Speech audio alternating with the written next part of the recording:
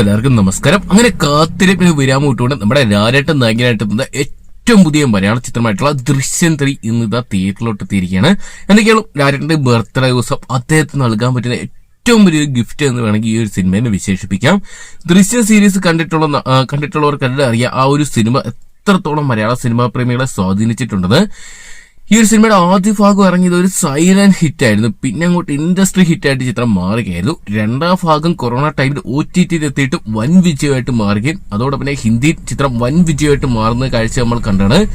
ഇപ്പോഴത്തെ ചിത്രത്തിന്റെ മൂന്നാം ഭാഗം ഇന്ന് തിയേറ്ററിലോട്ട് എത്തുകയാണ്. എന്തൊക്കെയാണ് ലാലേട്ടന്റെ ബർത്ത്ഡേ ദിവസം ഈ ഒരു സിനിമ എത്തുമ്പോൾ സിനിമാ പ്രേമികൾ വളരെ ആഘോഷത്തോടെയാണ് ഈ സിനിമയ്ക്കായിട്ട് വരവേൽക്കുന്നത്. ചിത്രത്തിനെ കുറിച്ച് നോക്കുകയാണെങ്കിൽ ആദ്യ 2 ഭാഗങ്ങൾ അണിയിച്ചൊരുക്കിയ ജിത്തു ജോസഫ് തന്നെയാണ് മൂന്നാം ഭാഗവും തിരക്കഥ എഴുതി സംവിധാനം ചെയ്തിരിക്കുന്നത്. ആദ്യ ഭാഗത്ത് കേന്ദ്ര കഥാപാത്രങ്ങളായിട്ടെത്തിയ ലാലേട്ടനോടൊപ്പം തന്നെ മീന, എസ്തർ, അതോടൊപ്പം അൻസിബ, മുരളി ഗോപി, ആശശരത്ത്, സിദ്ദിഖ് തുടങ്ങിയവരൊക്കെ തന്നെയാണ് മൂന്നാം ഭാഗത്തിലോട്ട് എത്തുമ്പോഴും മെയിൻ കഥാപാത്രങ്ങളായിട്ട് എത്തുമ്പോൾ പുതിയ കുറച്ച് ആക്ടേഴ്സിനെ കൂടി ആഡ് ചെയ്തിട്ടുണ്ട്. അതായത് ചിത്രത്തിന്റെ സ്റ്റോറിയിൽ മാറ്റങ്ങൾ വന്നിട്ടുണ്ട്. ഇത്തവണ വന്നിരിക്കുന്ന ഇൻവെസ്റ്റിഗേറ്റീവ് ജേർണലിസമാണ്. അതായത് ഇന്നത്തെ കാര്യത്തിൽ നമുക്ക് അറിയാം മീഡിയകൾ ഒരുപാട് തെളിയാതെ കിടന്ന കേസുകളൊക്കെ ഏറ്റെടുത്ത് തെളിയിക്കുന്ന ഒരു കാഴ്ചപ്പാട് കണ്ടിട്ടുണ്ട്. അപ്പൊ ഇത്രയും സെൻസേഷൻ ആയിട്ടുള്ള വരുൺ പ്രഭാകർ എന്ന് പറയുന്ന IG-യുടെ മകന്റെ കൊലപാതകം ഇതുവരെയും കേരള പോലീസിനെ തെളിയിക്കാൻ പറ്റിയിട്ടില്ലെന്ന് പറയുമ്പോൾ അതൊരു നാണക്കേടാണ്. ആ ഒരു സ്റ്റോറിയായിട്ട് ഇത്തവണ മീഡിയ എത്തുമ്പോൾ ജോർജ് കുട്ടിക്ക് പിടികൊടുക്കേണ്ടി വരുമോ, ജോർജ് കുട്ടിയുടെ ലൈഫ് എന്താണെന്നൊക്കെയാണ് ഇത്തവണ കാണിക്കുന്നത്.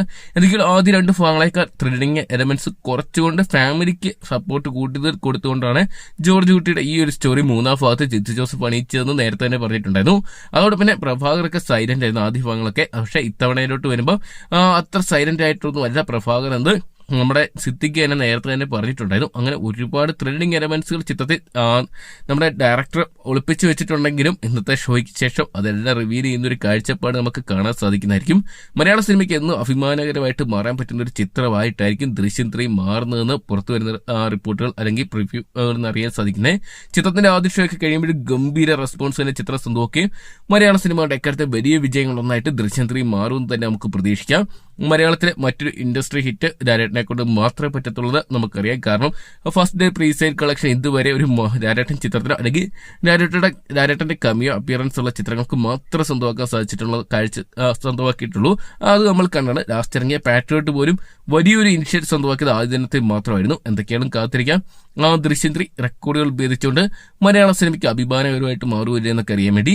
അപ്പൊ നിങ്ങൾ എത്ര പേരാണ് ഇന്നത്തെ ദിവസം ദൃശ്യം 3 എന്ന് പറയുന്ന സിനിമ കാണാൻ വേണ്ടി കാത്തിരിക്കുന്നത് കമന്റ് ബോക്സിൽ നോക്കുക. അതോടൊപ്പം ഇതിനോടൊപ്പം തന്നെ നിങ്ങൾ ഈ സിനിമ കണ്ടിട്ടുണ്ടെങ്കിൽ സിനിമയെക്കുറിച്ചുള്ള നിങ്ങളുടെ വിലയേറിയ അഭിപ്രായങ്ങൾ കൂടി കമന്റ് ബോക്സിൽ പങ്കുവെക്കുക.